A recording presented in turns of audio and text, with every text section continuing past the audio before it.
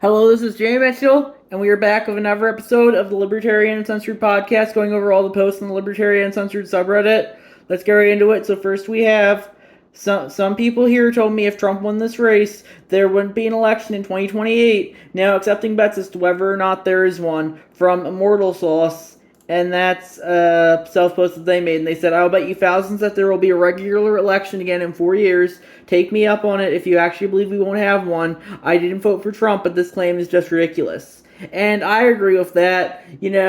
Trump might not care too much about the whole democratic process, but I definitely don't think he's going to be the one to overturn it. He really only does two things. He jerks himself off and he riles everyone up. He really doesn't do anything else besides that, I would say.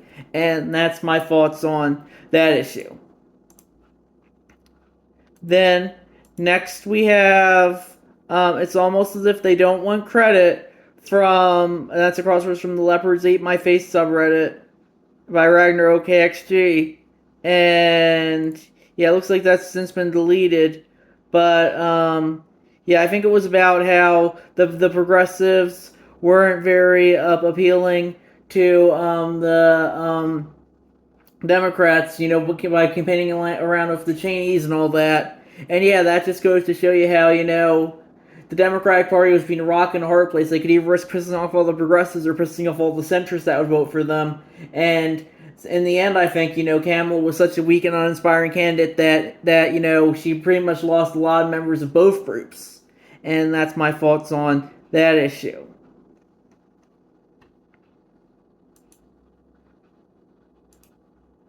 Then we have I Salute You, America. It takes a great people to see past the incessant media lies and the self-serving agendas of the elites to elect an anti-hero like Trump, from Nick Reach 3239.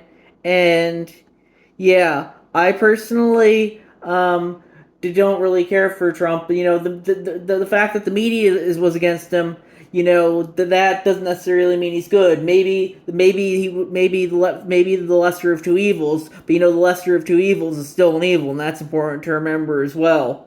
And yeah, that's my thoughts on that issue. Then we have, in a bit of surprising and needed good news, McConnell claims the Senate will keep the filibuster from thehill.com by Donald Key, and that's crosswords from the centrist subreddit. And yeah, I personally like the filibuster since, it allows for individual liberty being expressed in the Senate. But that being said, I remember a few years ago when Biden was just coming in, the Democrats wanted to kill the filibuster since they thought they would just be in power forever. And that just goes to show you how, it really depends on what the current situation is, and how each party will just try and coalesce around its own power. And yeah, that's my thought on that issue.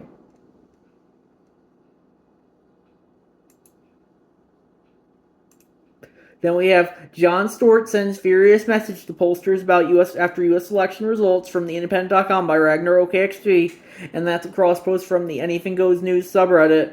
And yeah, that's from the Independent. And he said, I don't ever want to effing hear from you again, to the Daily Show host in a savage closing message.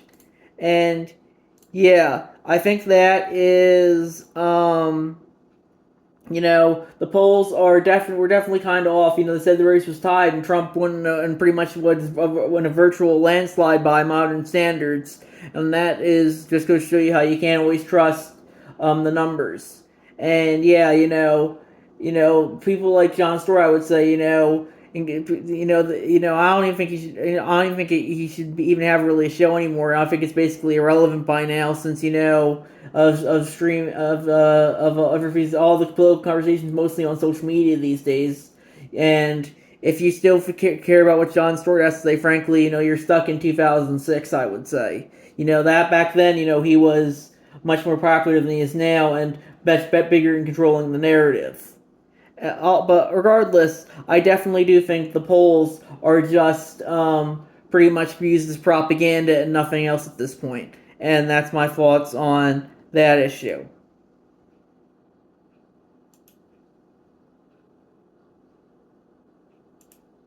Then we have, well, look at that. Bernie Sanders is right yet again, from Ragnar OKXG.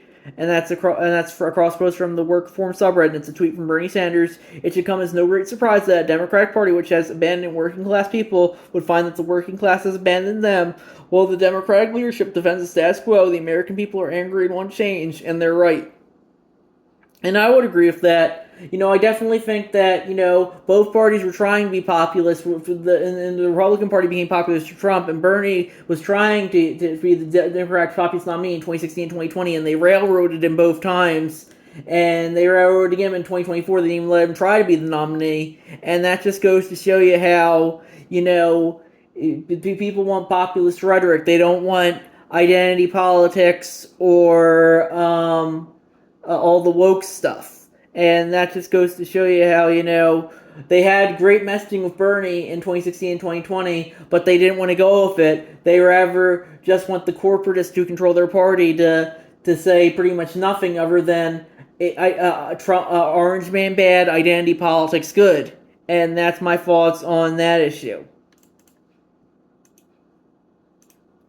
Then we have Put That Everywhere. Steve Bannon admits Project 2025 is the agenda after Trump wins from rawstory.com by CH4Locks.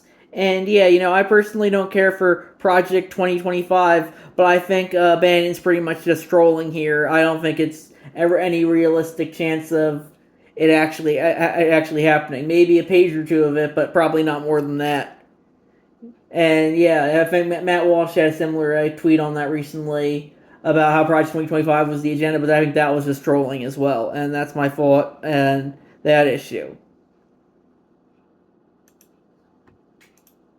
Then we have It's Almost Like It's Not a Both Sides issue from Snoo Marzipans 436, and that's a meme of Mr. Bean, I think, waiting around. Me waiting for the leftist rise, Republicans guarantee what would happen after a Trump victory. And yeah, those definitely seem to be conspicuously absent this time, but maybe I think the big factor was that it wasn't too close in all things considered. Even with Trump even winning majority of the popular vote, that's something you haven't really seen the Republican Party do in 20 years in a presidential election. So yeah, that's my thoughts there. And yeah, I definitely wouldn't be surprised if we do see some riots over the next 4 years from the left, but looks like right now they're pretty much quiet on that front. And that's my fault. Maybe they got all their energy in 2020 and need to rest for a little more. And that's my faults there. Then we have the same Texas laws on citizen policing suspected abortion will come soon on minorities from Ragnar OKXG. And that's a crosspost from the Leopards Ate My Face subreddit. And that's a picture of it looks like some post from the Unethical Left for Life Pro Tip subreddit, and yeah, it looks like how a bunch of so-called progressives are trying to deport illegal immigrants if they voted for Trump, and yeah, that just goes to show you, if you're a Latino, you're in the in group unless you do a wrong thing and vote for the wrong party, and then suddenly you're in the out group. And that's my thoughts on that issue.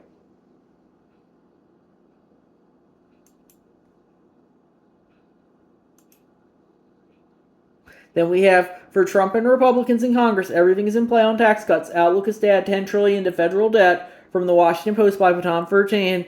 And yeah, I think it's sad that the Republicans aren't going to care about the national debt anymore. They care about only when the Democrats are in power, and now they're going to be in power, so they're going to suddenly stop caring at all about fiscal responsibility, even if they might pay lip service to it. And that's my thoughts on that issue.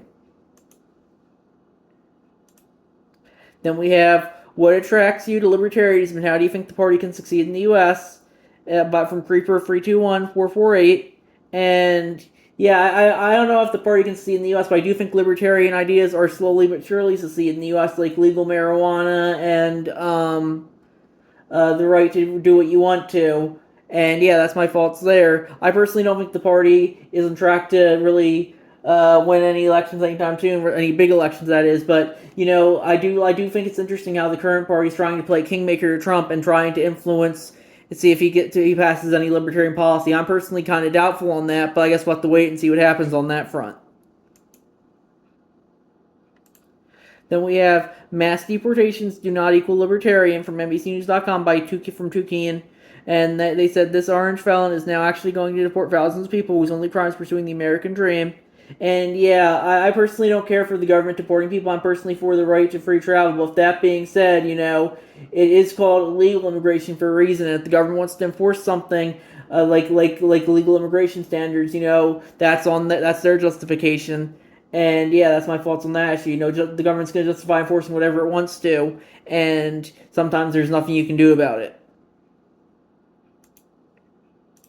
Then we have, is this the end, from Arachno, and they share a tweet from the Libertarian Party, who tweeted, I extend my heartfelt thanks and appreciation to the Oliver Turmat campaign. I was a crowded race, and this was the most challenging election year in the party's history. I also want to extend my heartfelt thanks to the Trump campaign for building a broad coalition that includes libertarians. President Trump has made history by working to earn libertarian support. I'm excited to see President Trump free Ross Ulbricht, abolish the Department of Education, work with Ron Paul, and appoint libertarians in his administration. The future is brimming of hope and optimism. Let's all work together to make America free and prosperous again. LNC Chair Angela McArdle. And then the poster added, this was my first year voting Libertarian. Chase Oliver's message resonated with me to the core. I knew he wouldn't win, but I wanted to be the change I wanted to see and stop voting for the duopoly. Now this Libertarian Party endorses Trump. Do I still still want to be Libertarian? What's the point? And rant. And yeah, my thoughts on that are, if the Libertarian Party wants to support Trump, I think it should be able to. But I personally, as a member of the Libertarian Party, don't support Trump. But if they want to support Trump, hopefully they can influence him to enact some libertarian policy. I personally doubt. I think the neocons like Mike Pompeo or John Bolton are probably going to influence his policy more. But if they think they can influence his policy, by all means, I think they should be able to do so. And that's my thoughts there. Then we have, after Trump won his first election, I saw the racists come out into the open. This time it's the patriarchists. From Baton 13, that's crosswords from the Parlor Watch subreddit. Women should probably arm themselves. And that's John Miller tweeting, women threatening sex strikes like LMIO as if you have a say. And yeah, if women want to threaten sex strikes, I think they should be able to. But I remember they threatened sex strikes after the 2016 election as well, and after Roe got overturned. So I think they'll give up eventually. And the people threatening sex strikes probably weren't having too much sex to begin with. I would say they're mostly just terminally online redditors or TikTokers probably. And that's my thoughts on that issue. Then we have Ron Paul joining the Trump team from Nick Reach 3239. That's an article from the Hindustan Times. Ron Paul, let's see. Elon Musk adds a 6-year to join second Trump term to reduce government. And yeah, I personally like Ron Paul. He's a bit old now these days, but hopefully he'll be on the team. Maybe I don't know if he'll be in the cabinet position that Trump promised to give to Libertarian, but I definitely would be happy to see him in the government, even if I don't agree with him on everything. And that's my thoughts on that issue. Then we have 2024 statewide votes on ranked choice voting. Americans do not want a third party according to their actions, from CH Relax, and that's crosswords from the NF First Past the Post voting subreddit. And yeah, Alaska RC ranked choice voting was repealed. Missouri ranked choice voting was banned. And Oregon ranked choice voting was rejected. Nevada Final Five's ranked choice voting was rejected. Colorado Final Four voting was rejected. Idaho Final Four voting was rejected. And Montana majority voting was rejected.